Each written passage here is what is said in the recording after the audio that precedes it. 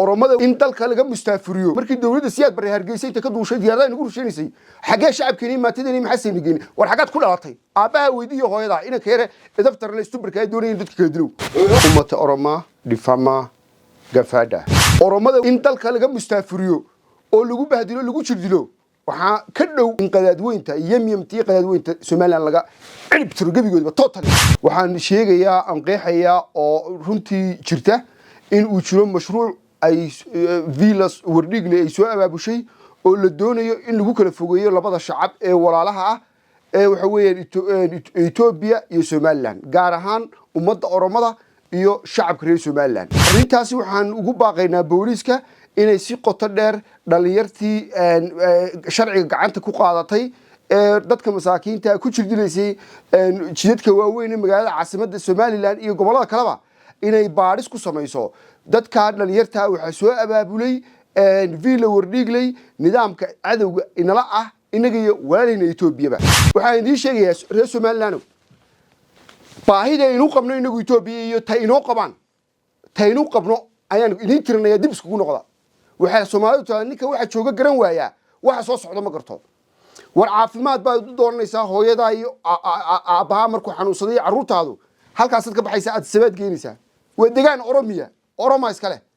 haddii aad wax barasho u baahanayso scholarshipka Ethiopia ku siisa oo dhalinyartaada marka jaamacad ay iskuulada ka baxaan secretariat ka baxaan Ethiopia barasho heer jaamacad u doontaan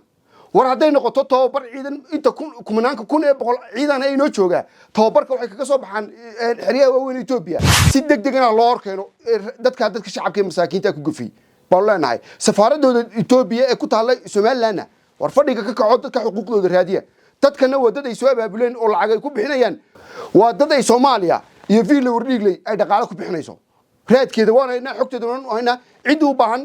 xoga dheeraad oo faahfaahsana hay'adaha amniga diyaar baan hayna kala shaqeeyo ummata oroma difama gafada marka ugu horeysa waxaan doonayaa inaan ka hadlo mashruuca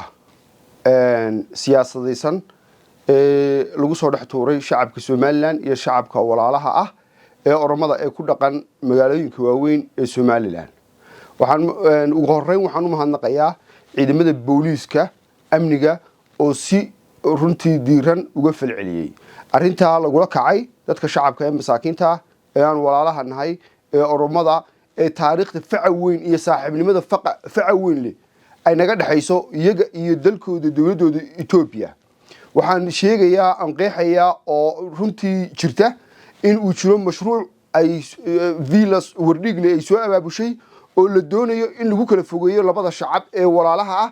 ee waxa weeyaan Ethiopia iyo Soomaaliland gaar ahaan ummadda oromada iyo shacabka reer Soomaaliland arintaasi waxaan ugu baaqaynaa booliska inay si qoto dheer dhalinyartii sharciga gacanta ku qaadatay dadka masaakiinta ku jirdilaysay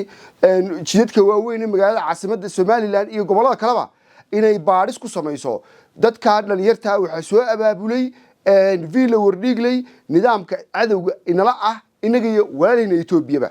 runtii waxaan leeyahay dadka oromada ah waxa ka dhow imika waan sheegay waan qeexaya oromada waxa ka dhow in dalka laga mustaafuriyo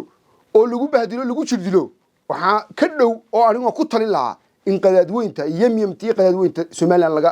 cirib tiro gabigoodba total waxaan leenahay cod dheernaan ku leenahay waan cambaaraynaa safaaradda Ethiopia waxaan leenahay ha ka hawlgasho xuquuqdooda ha raadiso muwaadiniinta lagu jirdilayo ee dadka shacabka ee sharci gacanta ku qaatay ha ka hawlgalaan runtii waa dad dawlad leh waa dad fac weyn waxaan idin sheegayaa reer Soomaaliland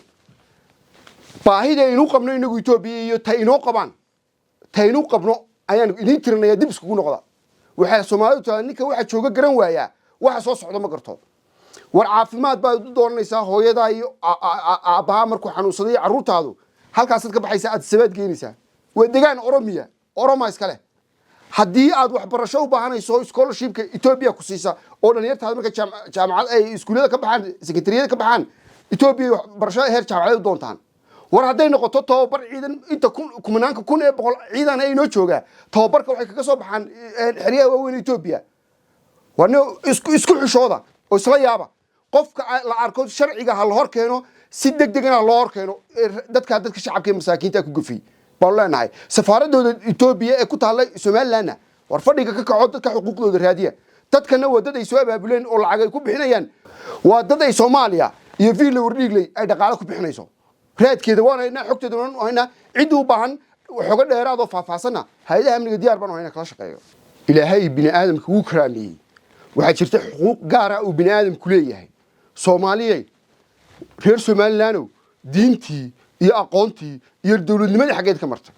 waxaan u sheegay dawladda Itoobiya shacabka walaalahana Itoobiyaanka ee Oromi waliba gaar ahaan Oromada inaanay dadka aqoonyahanka iyo haldoorka iyo dawladda Somaliland ba aan kula socon dadka shacabka ee falkan geysanaya waa dad ay soo abaabuleen dad cadow idinkana annagana noo ah waxaan u baahanahay inaanay mishinkooda iyo qorshahooda iyo shirqoolkoodu aan u suurtagelin ay meel uga soo wada jeesano wax ka dambeeyo oo Soomaaliland gudaheeda ka dhacay qof Oromo ah oo qof shicibintu gacanta sharci ku qaato u geysanaya daraad baan arkay Puntland si dhingada loo dhacay waan ka hadlay markaaba anigu bini aadanimada in la xaq dhowro mar waa dad muslima mar waa dad walaalaheen waa dad ku shitiga mar qayb ka mid ah dir ah oo ku dhex jirta oo nala dhiiga oo nala ehla